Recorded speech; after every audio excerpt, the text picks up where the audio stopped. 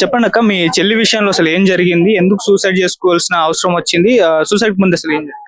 Suicide ముందు మంచిగానే మాట్లాడింది సార్. రేపు చనిపోయి ధనంగా అమ్మ నాన్నతో ఫోన్ మాట్లాడింది, నాతో మాట్లాడింది, బాగా మాట్లాడింది, తిన్నది మంచిగానే ఉంది ఆ రోజు. ఇష్యూ గురించి ఏం లేదు. నాన్న ఇట్లా ఫోన్ ఇచ్చిండు, బెదిరిస్తున్నాడు అనేసి చెప్పింది. ఏం కాదులే నాన్న, మార్నింగ్ నేను రాంగ్ నెంబర్ వచ్చింది, ఫస్ట్ రాంగ్ నెంబర్ వస్తే నేను పోయి కేసు పెట్టి మాట్లాడిపిస్తాను నాన్న, ఏం టెన్షన్ పడకంటే సరేలే నాన్న నేను ఏం టెన్షన్ పడను, ఏం కాదులే అనేసి నవ్వింది. ఆమె ధైర్యం చెప్పింది, మంచిగానే ఉంది.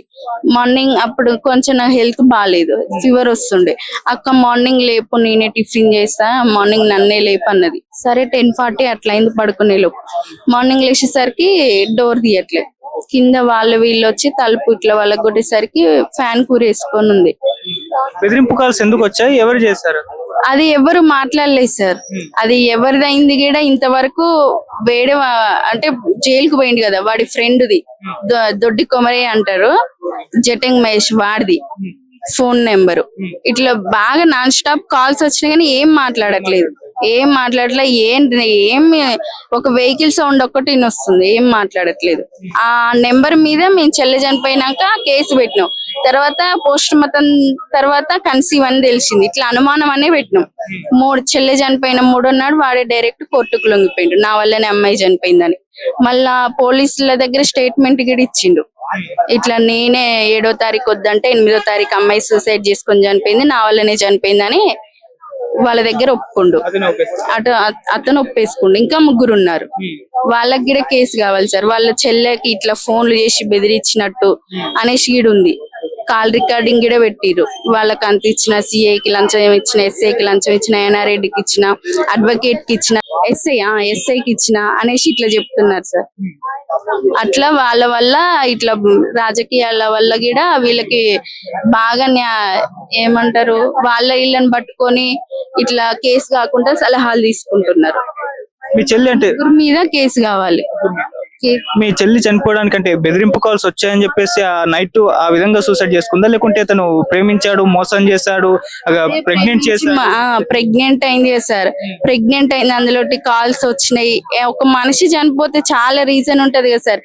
తర్వాత మాకు తెలిసింది కన్సీవ్ అని, తనకి ఎంత బాధ ఉందో కన్సీవ్ అని ఇట్లా బెదిరించినట్టు, అందుకే తను చనిపోయింది అనేసి మేము అనుకుంటున్నాం. సో ఈ అంటే అతను ప్రేమించాడా, లేకుంటే కావాలనే విధంగా అనేది ఏం లేదు సార్. తనకు మ్యారేజ్ అయ్యి 1 year అవుతుంది. తనది లవ్ మ్యారేజ్, ఉన్నూరు అమ్మాయినే చేసుకుంటూ మళ్ళీ. ప్రేమించడం ఇలాంటిది ఏం లేదు సార్. బాగా బ్లాక్ మెయిల్ చేసే మోసం చేశారు. ఇట్లా మీ చెల్లి దీని గురించి అసలు ఎప్పుడు కూడా ఎప్పుడు చెప్పలే, ఏం లేదు. మంచిగా నార్మల్ గా ఉండేది, తినేది, ఏడికి పోతే ఆడికి వచ్చేది, మంచిగా ఉండేది, అంతా బానే ఉండేది. అతనితో పరిచయం ఎప్పుడైంది? పరిచయం అనే ఏం లేదు సార్, పరిచయం ఏం లేదు అసలు, ఎటువంటిది ఏం లేదు. అమ్మమ్మ వాళ్ళ ఇంటికాడ చెల్లె చనిపో ముందు 4 months బ్యాక్ 20 days ఉంది, అక్కడే తను ఒంటరిగా ఉంది. ఇంత ముందు ఎక్కడ లేదు ఒంటరిగా, ఎక్కడికి వెళ్ళలేదు. నన్ను ఇచ్చిపెట్టి ఎక్కడ పోయినా ఇద్దరం పోయేది వచ్చేది అంతే. అక్కడికి పోయి వీళ్ళ 4 బెదిరిచ్చిరు అనేది ఇన్ఫర్మేషన్ తెలిసింది సార్. అక్కడ కూడా సాక్షులు ఉన్నారు, చూసిన వాళ్ళు. అది ఉన్నది మళ్ళీ కాల్ రికార్డులో కూడా మాట్లాడినట్టు ఉంది. అయినా కేసు పెట్టమన్నా SICI పెట్టట్లేదు, ఇప్పటికి కూడా పెట్టలేదు సార్. వాడు ఆల్రెడీ బయటకు వచ్చిండు బెయిల్ మీద. ఈ బెదిరింపు కాల్స్ ఎవరైతే చేశారో అంటే మీ ఫోన్ కి చేస్తారా, మీ సిస్టర్ ఫోన్? నా ఫోన్, సిస్టర్ కి ఫోన్ లేదు, నా ఫోనే. నా ఫోన్ కి చేశారు, మా హస్బెండ్ ఫోన్ కి, ఫాదర్ ఫోన్ కి, 3 phone కి వచ్చింది ఆ రోజు. మీ మాటల ఎవరు ఎందుకు ఇట్లా చేస్తారన్న ఏం రెస్పాన్సిబిలిటీ లేదు. వెహికల్ సౌండ్ ఒక్కటే వస్తుంది ఓన్లీ, ఏం మాట్లాడట్లే, ఏం సౌండ్ వినిపించట్లే. వాళ్ళ వాయిస్ సౌండ్ కూడా వెహికల్ సౌండ్ ఒకటే వినొస్తుంది సార్. అంత ఎప్పుడు జరిగిందంటే మీ సిస్టర్ ఏ టైంలో? March 8th చనిపోయింది. 2 months నుంచి స్టేషన్ దగ్గర తిరుగుతూనే ఉన్నాం, కేసు పెట్టండి కేసు పెట్టండి అంటే ఏం ఇన్ఫర్మేషన్ లేదు, ఏం పట్టించుకోవట్లే, ఏం చేయట్లే వాళ్ళు. ఎంక్వైరీ కూడా చేయట్లే. ఎవిడెన్స్ ఏంటి పెడతాం, కాల్ రికార్డ్ ఉంది సార్, మాట్లాడినట్టు కాల్ డేటాలో కూడా వచ్చిందిగా, ఎందుకు కేసు పెట్టట్లే అంటే ఏం లేదు, ఏం రీజన్ కూడా చెప్పట్లే. మీరే చెప్పండి, ఎవిడెన్స్ దే పెడతా, ఎవిడెన్స్ దే అని ఇదే అంటున్నారు. సో అతను ఎవరైతే మోసం చేశాడో అతను బాబాయ్ వరుస, కూతురు వరుస అవుతాడు, బాబాయ్ అవుతాడు సార్, కూతురు వరుస. వాడికి మళ్ళా పెళ్ళైంది. పెళ్ళైనాక కూడా ఇంకో అమ్మాయిని కన్సీవ్ అయ్యేదాకా తీసుకొచ్చిందంటే ఎందుకు సార్ వాడికి అట్లా? వాడికి ఒక అక్క తమ్ముడు చెల్లి ఇట్లా ఉంటారుగా, వాడికి చెల్లె గిడ ఉంది. ఆ చెల్లె అనుకోవచ్చు, వాడు ఎందుకు ఇట్లా చేయాలి? కన్సీవ్ అయింది అమ్మాయి, మళ్ళీ చనిపోయింది. నా వల్ల నేను కూడా ఒప్పుకుండు.